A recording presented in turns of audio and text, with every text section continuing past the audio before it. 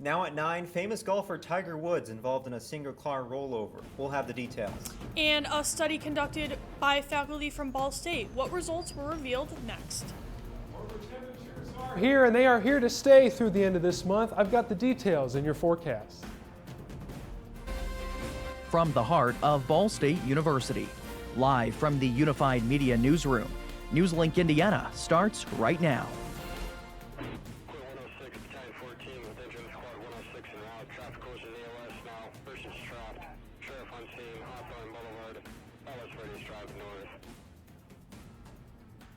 Golf legend Tiger Woods is in the hospital tonight following a crash just outside of Los Angeles. Good evening, I'm Alex Almanza. And I'm Tara Konechny. Thank you for being with us. Today's crash comes just weeks after Woods had his 5th back surgery. At last check, Tiger is in serious condition with injuries to both of his legs, including compound fractures. He was rushed to the hospital with non-life-threatening injuries. Woods was conscious when he was removed from the car this afternoon. He underwent surgery at Harbor UCLA Medical Center. Investigators say they believe drugs and alcohol were not a factor in the crash. No other vehicles were involved, and Woods was the only person in his car. Police don't know what caused the wreck, but say speed may have been a factor. Initial reports indicated the jaws of life were used, but the Los Angeles Fire Department later said that that wasn't the case. It was later determined by our personnel that a Halligan tube, which is used for prying, and an axe was also used to pry the person free from the vehicle. The 45-year-old was in the area for his annual Genesis Invitational Golf Tournament at the Rivera Country Club. He was scheduled to meet with a number of high-profile figures today, including the Saints quarterback Drew Brees. This isn't the first time Woods has been in a high-profile car accident. He crashed his SUV in 2009 at his home in Florida. And then in 2017, he was arrested after officers found him passed out behind the wheel of his car. Woods said at the time he had an unexpected reaction to prescribed medications and that alcohol was not involved. Later in the show, our sports team will have reaction from the crash. An independent investigation of Aurora police officers involved in the deadly confrontation with Elijah McClain found they did not have a legal basis to stop, frisk, or restrain him. The report was critical of the response to the August 2019 incident. McClain, a 23-year-old black man, died 3 days after he was put in a hold by police and injected with ketamine. He was confronted by 3 officers while walking home from a convenience store.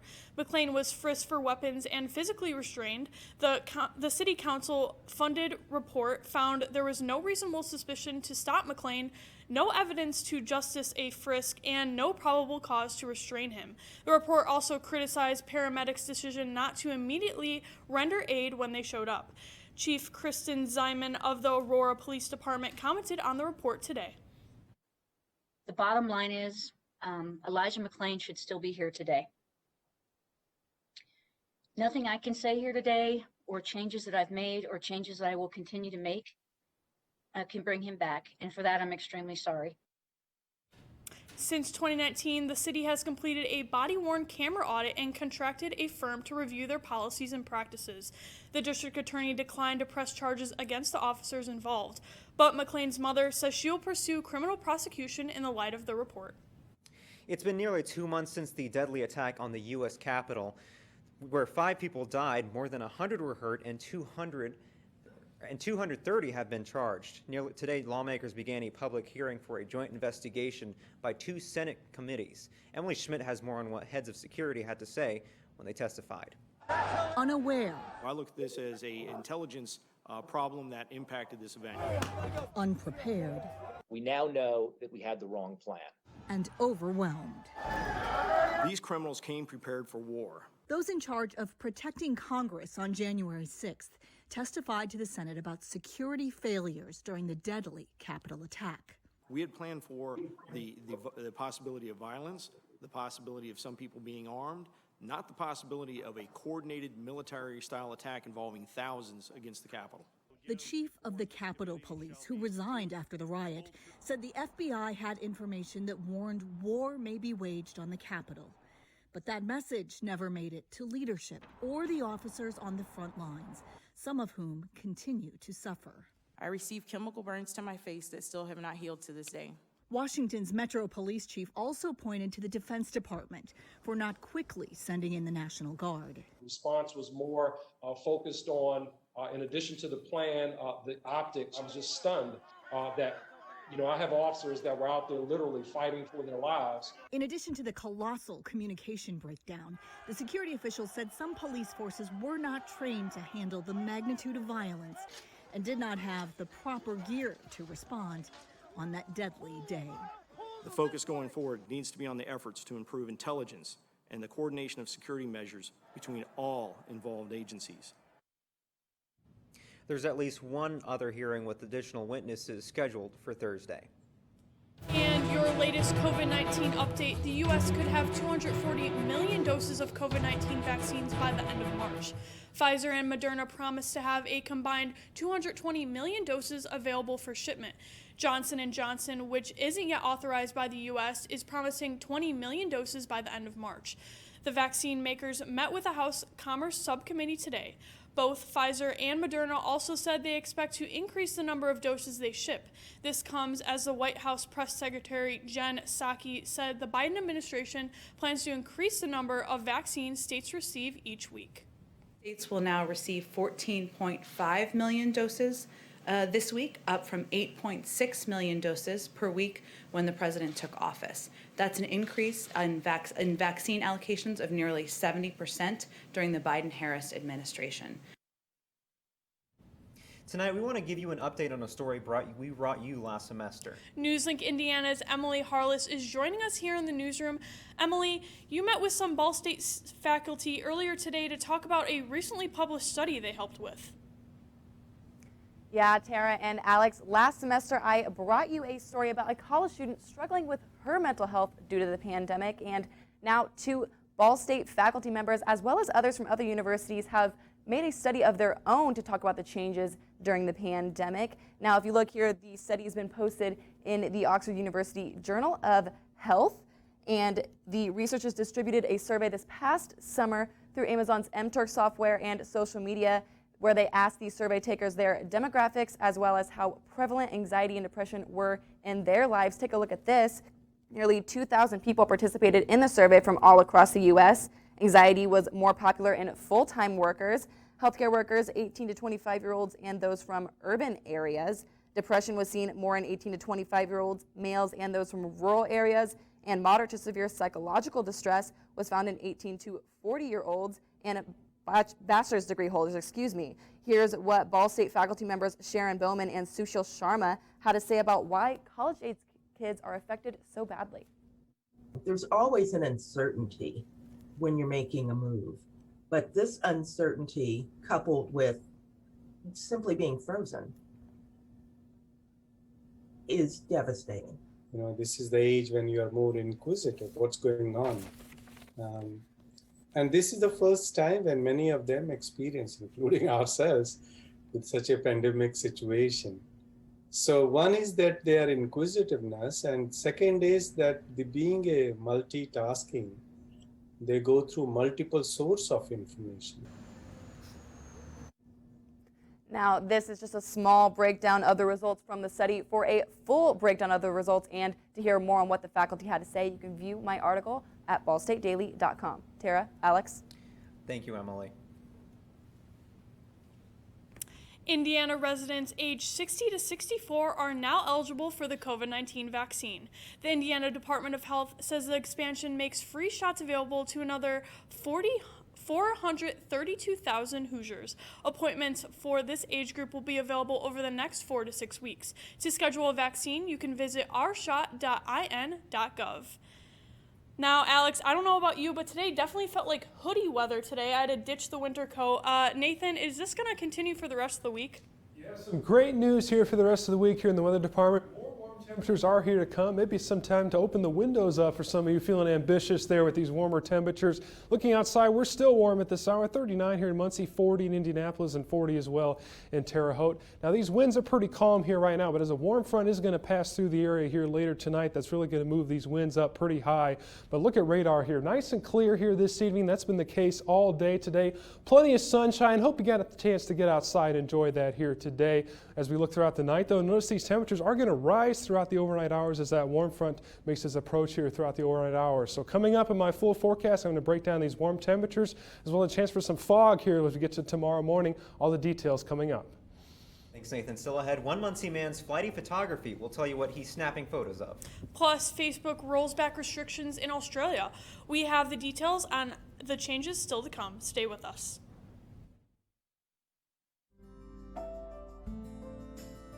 Riding the bus is an easy thing to do. Last year, we carried 60,000 riders from the Ball State area. 50,000 of those were students.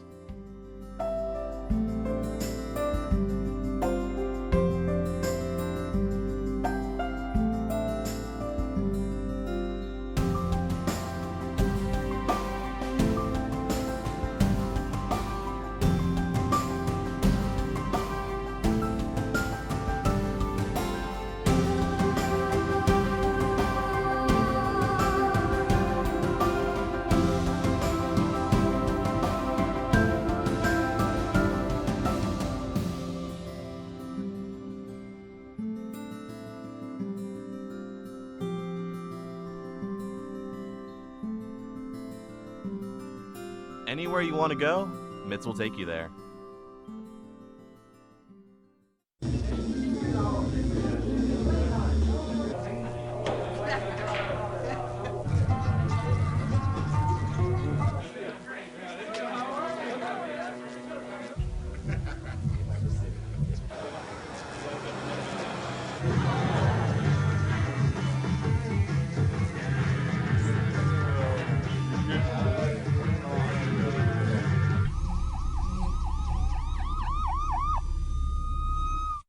So, I just moved in with this family, and it's embarrassing. The little one, he likes to go outside and crawl around in the giant litter box. I don't know what he's doing. I mean, I was born and I knew how to use the litter box. Look at that! That's disgusting! Oh, poop already! You're making me nervous. Oh, okay, I can't look at this anymore. I really hope he grows out of this, for his sake. Muncie resident Patrick D. Connor has been sharing photographs of nature and birds on Facebook. Connor shares these images on his own photography page and in Muncie groups, and he's getting noticed. His pictures include eagles, woodpeckers, and even the Muncie favorite, cardinals. But the bird that first inspired Connor's passion was the eagle. He came across one and in the same day bought a camera and has not stopped taking pictures since. I just love to share things that most people don't either take time to realize or take time to watch. Facebook will restore Australia's news pages soon. This comes after the social media platform banned people in Australia from finding or sharing news stories on its service last week. The social media giant says it came to an agreement that it will support the publishers that it chooses. Last week's ban followed months of tension with the Australian government. The government had proposed a new code which would force tech platforms to pay news publishers for content. Australian Treasurer Josh Frydenberg says the goal of the new code was to sustain journalism in Australia. Behaviour last week was regrettable, and I expressed that very directly to Mark himself. I said, not only was the Australian government disappointed in what Facebook did, but we were disappointed in the way they did it because we weren't given any advance notice. And another tech company is striving to help minority-owned banks increase their lending capabilities. Google is teaming up with JP Morgan to enact a new initiative called Empowering Change. The initiative will give banks owned and led by people of color access to resources that will bring new revenue streams to the bank, and in turn, the community. Google is investing $500 million in money market share funds for the program. JP Morgan will receive an annual management fee for the investment assets they're offering, but the company says it will donate 12% of that revenue to local community developed nonprofits. Gorgeous weather outside today, Alex. I know I enjoyed it. A great day to roll down the windows, especially. It was great. Nathan Gidley, what's the weather looking like out there? Yeah, it was a beautiful day today, and we are going to see more in terms to come of these warm temperatures. I'm going to have all the details coming up after the break. Baby, you see, I can't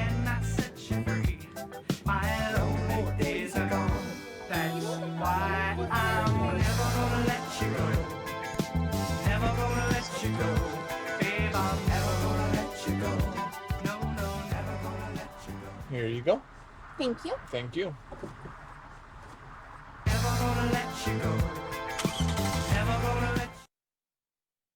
I think it's just vapor with flavor. It won't hurt my kid like cigarettes, right?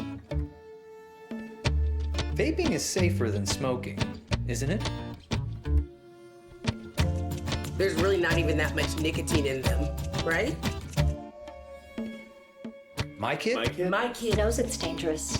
Get your head out of the cloud. Today, nearly 8,000 kids will start vaping, maybe even yours. Learn about the dangers at talkaboutvaping.org. Emotes say a lot, but they can't say it all. Think your guildmate is struggling? Try these dialogue options.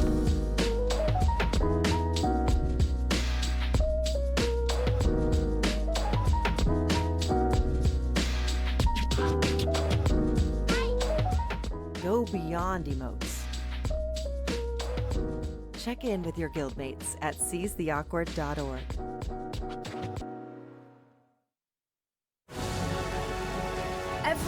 Every day, Millions of people are connecting and even though we're overcoming obstacles, watching each other's backs, and banding together. we should still make an effort We should still make an effort to get to know each other. on a deeper level. Father, Cosplayer, mentor. actor. It's time we take a step forward it's time we take a step forward. Come together and discover How accepting our differences can make us stronger. Welcome back. It is 9:17, and you're taking a live look outside on this beautiful Tuesday evening. Tara, I gotta say, for the first time, I walked outside without a coat on, and it felt really good. Are we gonna see continue seeing this warm up over the next few days? Yeah, the warm temperatures feel so good. You know, in the fall when you get that winter coat out when it's in the 40s, but then by the time you get to the spring here, 40s. Man, that feels so good. Certainly that was the case here today as we saw temperatures up to 45 degrees. That was the case yesterday too, above our average high of 39 degrees. Our warmest day since January 22nd when it got up to 48 degrees then. Temperatures here right now still sitting at 39 here in Muncie, 38 in South Bend, 42 in Lafayette, 45 in Evansville, 54 over there in St. Louis. That's some of that warmer air set to move in throughout the overnight hours here. That's a warm front that's going to work its way on through.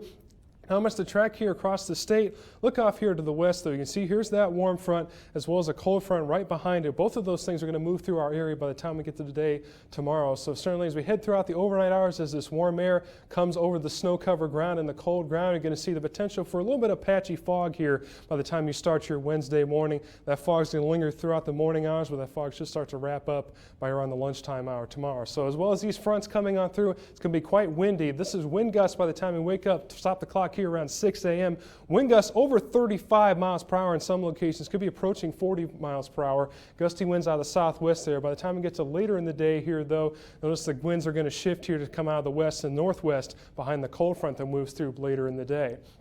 Tracking out precision cast here, you can see here by noon, the cold front starting to work its way on through. Could see a few stray scattered showers. Most locations I'm expecting to remain mainly dry throughout the day tomorrow, so it should be a pretty good day overall. And by the time we get to later in the day, that cold front's going to pass on through, going to allow those temperatures to drop off Wednesday night. By the time you wake up on Thursday, you're looking at partly cloudy skies throughout the day then.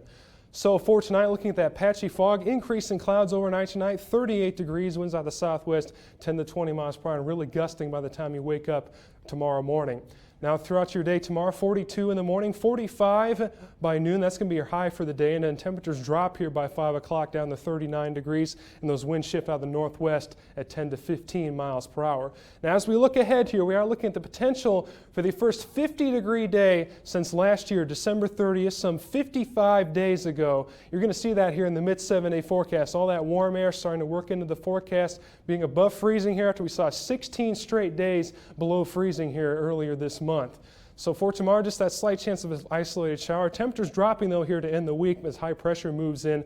44 degrees then, but look at these temperatures here over the weekend. 51 on Saturday, 53 on Sunday with a slight chance for a rain shower early Saturday and late Sunday before temperatures drop once again early next week. Get outside and enjoy this warm air, man. It's going to feel so good. Not too shabby. I'm so going to take a excited. nice stroll outside, that's for sure. Coming up in sports, we have a reaction from area players and residents in the area of Tiger Woods' crash, as well as the update on Ball State basketball taking down a ranked Pac-12 opponent. All that and more after the break. Hey, did you know 2.4 million loving cats and dogs in shelters and rescues need our help to find a home? Let's go to the shelterpetproject.org and meet a few who are in a shelter near you. Harlow, oh, she's one great listener who loves to hear all your stories. My kind of cat. Cerulo is a sweet, goofy boy who's eager to please. Sounds just like another dog I know. So go to the shelterpetproject.org, search your local shelters and rescues, and go for a cuddle with your next best friend. Adopt. Problems. The ones nobody talks about at cocktail parties. We go looking for them. No matter the obstacles, no matter the odds, we surround a community's most critical problems, and we fight. United Way fights for the health, education, and financial stability of every person in every community. Will you? It doesn't take a scientist to cure hunger or a fancy economist to create safe housing. It takes imagination, creativity, sweat equity. When I think of kids going to school hungry, hunger, homelessness, in this land of plenty, seriously? Come on, we could fix this. Help out, or don't. The choice is yours. Weeknights, NewsLink Indiana brings you the news before you go to bed. But Friday mornings, you're waking up with Cardinal weather. We've got the latest news headlines. Freezing temperatures have set in all the way down in Louisiana. One man dead after flooding in Venice, Italy. Up to the minute weather conditions. Cold temperatures are the story this morning. And of course, lots of fun. It is not funny. What on earth is happening there? I feel sorry for the little guy. I've got my socks on. Annie with her curly hair, which is actually never curly. Join us Friday mornings at 8 on Facebook Live. Welcome back to NewsLink Indiana. I'm Blake Dollier with sports. Reaction tonight is pouring in for Tiger Woods following his car accident this morning. The golfer now in serious condition. The crash happening in Rancho Palos Verdes, California. Fellow professional golfer and friend of Tiger, Justin Thomas, wishing Woods a speedy recovery and expressing his condolences for Tiger's children. Thomas and neighbors in the area stunned by how severe the crash was.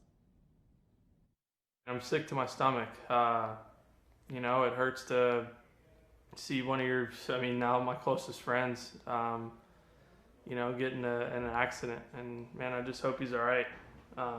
Just worry for his kids, you know. I'm sure they're struggling. On the right side, just another 100 yards from where he may have overturned his car, there's an escape lane full of gravel. That's always been there just for this sort of situation. Now moving on to Ball State sports, Cardinal baseball has been swinging for the fences as of late, and Coach Rich Maloney picking up win number 500. The team is just getting back to the Hoosier State after a 4-game stint against Arizona. This was the first time they've stepped on the field in 345 days, almost an entire trip around the sun since last time around. Now Maloney didn't have much to say about his big milestone win, but instead said their standout 2019 season that did not end in a MAC title shows that with returning members on the squad, the Cardinals can make some noise. I mean, that was a heck of a season. I mean, that's beyond that's 800 baseball. That's phenomenal. So we got a good team back. I mean, we got a lot of guys. So the motivation was for them. I mean, they're just so hungry to play and compete against somebody, and they're good.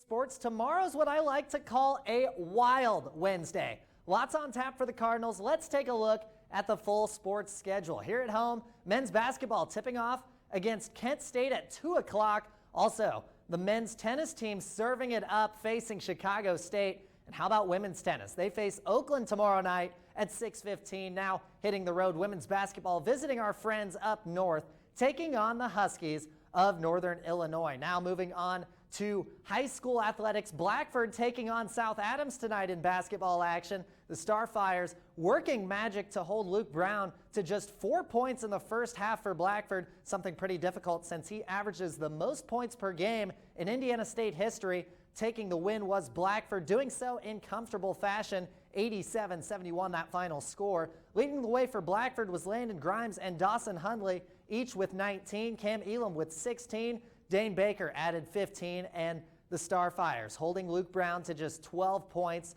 Blackford with its 9th straight win, and the Bruins now sitting at 18-4. Coming back to Muncie here, Muncie Burris, in case you missed it, with a statement win last night against Muncie Central, and what a game this was. It was the first time they had won that matchup in 55 years. I'm no mathematician, but that's like twice my lifetime. Then to put the icing on the cake, Grant Jones becoming the 10th Owl in school history to score his 1,000th point. Wow, what a game there. That was some can't-miss action. Honestly, if I were you guys, I would have been right there, right then to see the action. Oh yeah, definitely, for sure. Definitely very exciting for them. Thank you, Blake. Coming up, one political figure is writing a thriller novel. We'll give you all the details. And we'll take one last check of that local weather. Stay with us. Baby, you see, I cannot set you free. My lonely days are gone. That's why I'm never gonna let you go. Never gonna let you go. Babe, I'm never gonna let you go. No, never gonna let you go. Here you go. Thank you. Thank you. Never gonna let you go. Never gonna let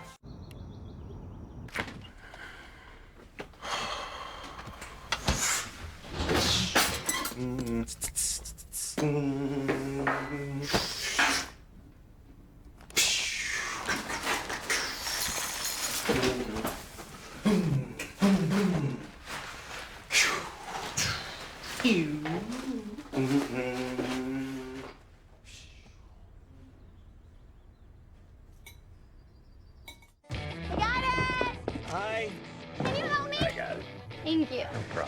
Just like the rules to surviving Zombieland, there are steps you can take to be prepared for an emergency. It's the right thing to do. Talk with your family to make a plan. Look for safe areas to meet up if separated. And stock up on supplies. It's never too early to get prepared, so start now. Right now? Right now. You can't predict emergencies, but you can be ready. You're welcome, America. Visit ready.gov today to learn more. Jordan knows he shouldn't eat this entire bowl of nachos, but tonight he's earned that right. Because a few hours ago, in the middle of happy hour, he recognized a sign. Not from the gods or a bolt of lightning, but from a double heart, a kissy face, and a fourth ha in ha ha ha.